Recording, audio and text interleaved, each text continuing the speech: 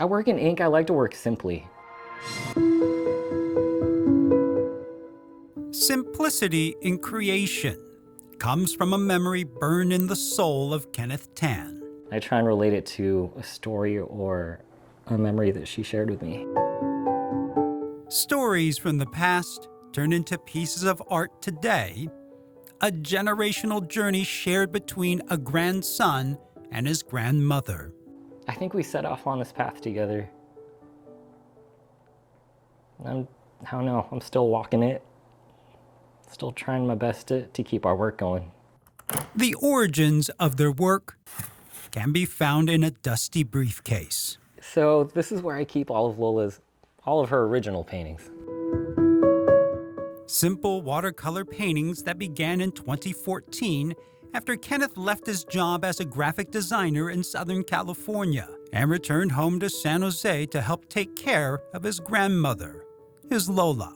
And one day after breakfast, we were at the kitchen table and I said, Lola, what do you want to do today? And Lola said, I want to do something for purpose. Together, they found that purpose, creating more than just a bond through paper and brushstrokes, but also getting a full picture of a life rediscovered. She would tell me stories, her life in the Philippines, stories from World War II, growing up in the Philippines, and I wanted to remember everything. To bring those memories to life, Kenneth created on top of Lola's creations to complete each story. This is a painting that Lola made. She said she painted the Cape of a Knight. That simple painting became this, a picture of a national hero of the Philippines named Villamor. So Villamor was an Filipino, an ace pilot from the Philippines who fought for America during World War II. And when the war reached the Philippines, she ran for the hills. And she said when she was climbing into the mountains, she looked overhead and she saw a dogfight. She saw planes dogfighting overhead. The sky is clear. You cannot see Villamor anymore. That's Lola telling the story of watching Villamor fight the Japanese. Her watercolor cape also giving Kenneth This is the dogfight itself. inspiration for the battle in the sky. I love Kenneth's work. Dr. Lily Ann Villaraza, a professor and department chair of Philippine Studies at City College of San Francisco, says, finding unique ways to tell our family stories can help the next generation form their own identity.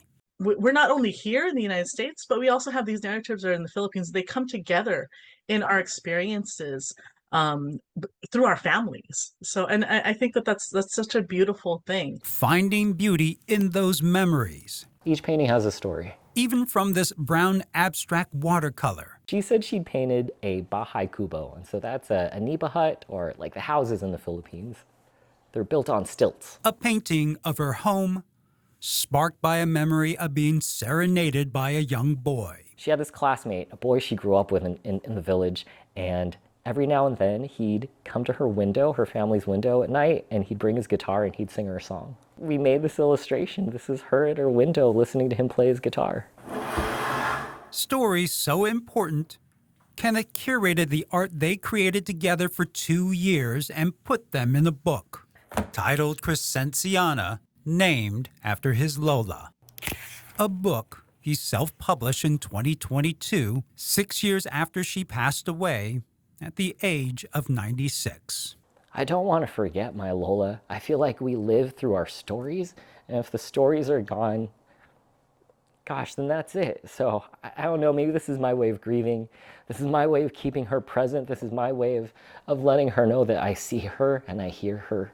That's why it's important to me. Because while Lola is no longer present, her presence is still felt. And this wouldn't be happening if not for Lola, so I think she's still giving me the life that I live. I feel like she's still taking care of me.